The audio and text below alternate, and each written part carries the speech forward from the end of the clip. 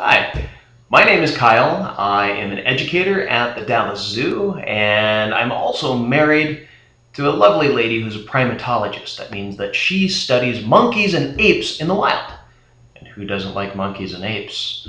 Oh, she's taught me something recently that I'm going to share with you. Your cookies may be killing orangutans. Now, not the cookies themselves, obviously, but ingredients that are found in them, namely palm oil. Now, I'm not the best person about reading all of the labels. I don't always know every single thing that's in the stuff that I buy. But I am trying to educate myself. I am trying to be better about it. And I have made a commitment not to buy things with palm oil in it. Now, why is that? Well, let me tell you a little bit about palm oil.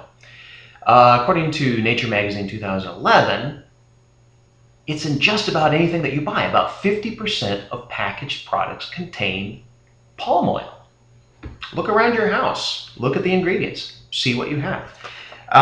Scientific American this year, in 2012, released an article called The Other Oil Problem.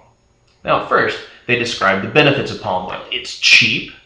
It's a great alternative to more saturated fat for cooking. It is a major cash crop in developing countries. In Malaysia and Indonesia, where about 85% of palm oil is produced, it's a $40 billion a year industry. Also, some countries are using palm oil as a biofuel, so running cars on it instead of using diesel. So what's the problem? Where's the downside? Well, it comes into play with how the forest is treated. In order to plant a palm oil plantation, the first step is you have to remove the forest that is already there. Most of the time they do that with slashing and burning. So they're releasing a lot of carbon dioxide and other greenhouse gases into the air, which undoes any potential effect, any potential positive effect of using the oil as a biofuel. Secondly, economically, rainforest soils are notoriously weak and susceptible to soil erosion. If you're planting a plantation with nothing in there still to hold the soil in place, when it rains, the soil is going to get washed away. And eventually, these plantations will be barren deserts that have no positive economic impact for the people that live there. In future generations, the people have not only lost the economic benefit, but they've also lost the forest that was there. And not just the people, but the animals that depend on the forest. Animals such as the Sumatran rhinoceros, the Sumatran tiger, both critically endangered, and one of my favorite animals, the orangutan. Now, when they plant these plantations, orangutans are considered pests. Orangutans come into the plantation looking for food and are often shot, or poisoned, or trapped and killed. According to Baruti Gelga, who's been studying orangutans since 1971, so about 40 years, she claims that about 3,000 orangutans are killed every single year. That was in a Smithsonian article from 2010, cover story. She said also that in the past there were about 300,000 orangutans in Sumatra and Borneo, and today the numbers are less than 50,000. Greenpeace actually claims that the number on Sumatran Island has gone down to about 7,000 orangutans. That's it.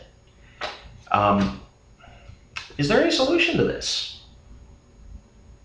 It's a major industry, $40 billion a year.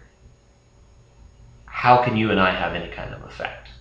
Well, there are potential changes. In Nature 2007, there's an article called Cashing In on Palm Oil for Conservation. It has a novel idea that conservation organizations can partner with palm oil companies and actually run these plantations sustainably.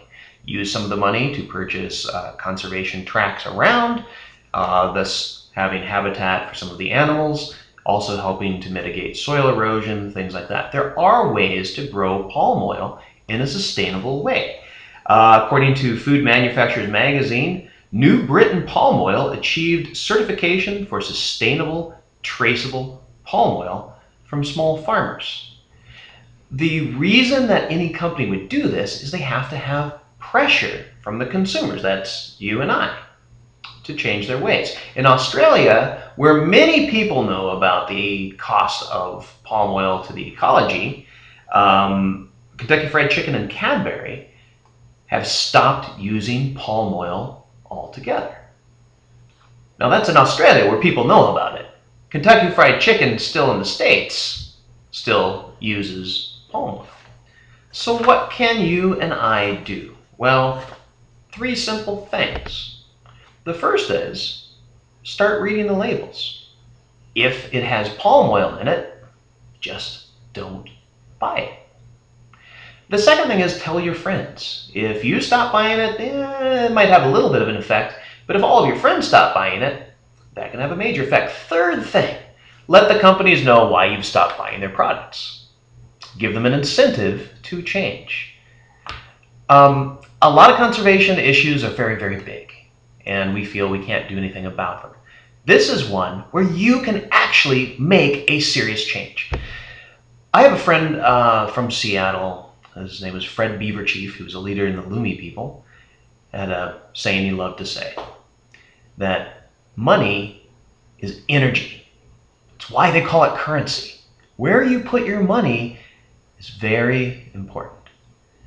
And I hope you spend a little bit of your time to read the labels, a little bit of your energy to read the labels, and become more conscious about where you put your money, where you put your energy, and help make the world a better place for you, me, and our long-armed friends, the orangutans. Thank you very much.